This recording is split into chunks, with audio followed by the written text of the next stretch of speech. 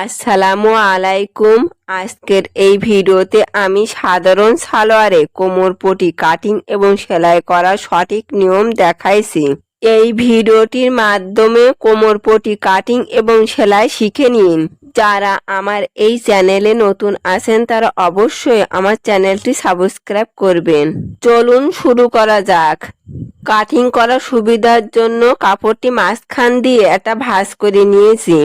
এই 2 পাট কাপড়, এই সাইড হলো কাপড়ের খোলা সাইড। কাপড় ভাঁজ করে নেওয়া কমপ্লিট। কোমরপটির ঝুল বা লম্বা হবে 6.5 ইঞ্চি আর 2 ইঞ্চি এক্সট্রা, মোট 8.5 ইঞ্চি হবে।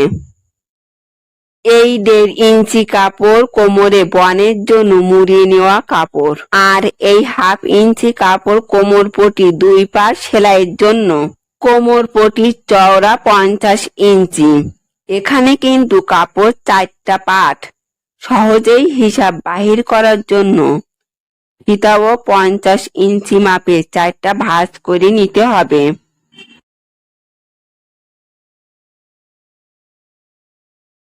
ফিতা 4টা ভাঁজ করে নিয়ে পয়েন্ট করে নিচ্ছি। আর এই 1/2 ইঞ্চি কাপড় সেলাই সাইড এক্সট্রা কাপড়।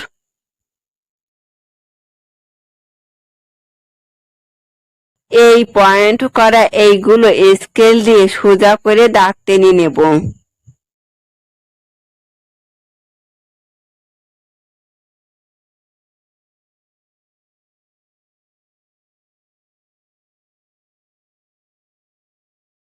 এই দাগের উপরের কাপড় মুড়িয়ে সেলাই হবে। এই কোড়ার চিহ্ন এই দাগের উপর দিয়ে কাটিং করব।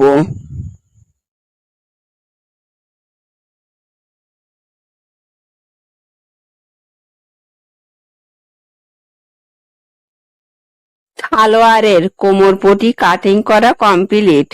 এই হলো কোমরপটি কাটিং করা কাপড়। 50 ইঞ্চি কোমরপটির চওড়া আর 2 সাইডে 1/2 ইঞ্চি করে এক্সট্রা কাপড়। সালোয়ারে কোমরপটি কাটিং করা কমপ্লিট। এখন কোমরপটি সেলাই করা দেখাবো। এই হলো কোমরপটির 2 পাটের কাপড়।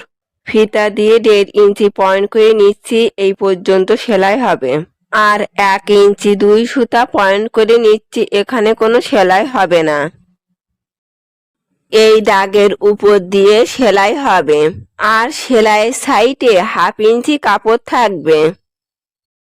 এখন দাগের উপর দিয়ে সেলাই করব, ডবল সেলাই হবে। এইবার এখান থেকে সেলাই হবে, এখানেও ডবল সেলাই হবে।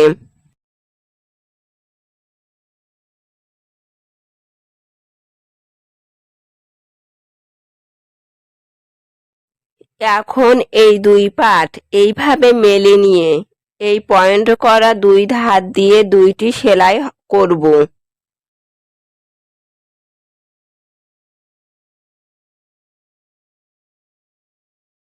এটি বনের বা ফিতার মুখ।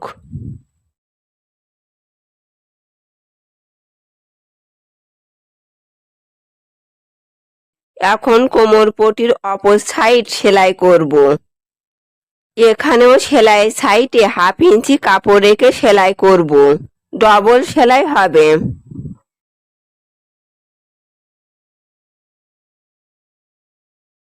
এখন এই পয়েন্ট করা 1.5 ইঞ্চি কাপড় মুড়িয়ে সেলাই করব।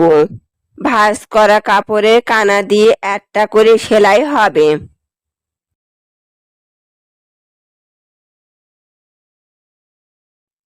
সো ফ্রেন্ড, এই ছিল আজকের ভিডিও। যদি ভিডিওটি আপনাদের ভালো লাগে লাইক শেয়ার সাবস্ক্রাইব করবেন। দেখা হবে পরবর্তী কোনো ভিডিওতে। সে পর্যন্ত সবাই ভালো থাকুন, সুস্থ থাকুন। আল্লাহ হাফেজ।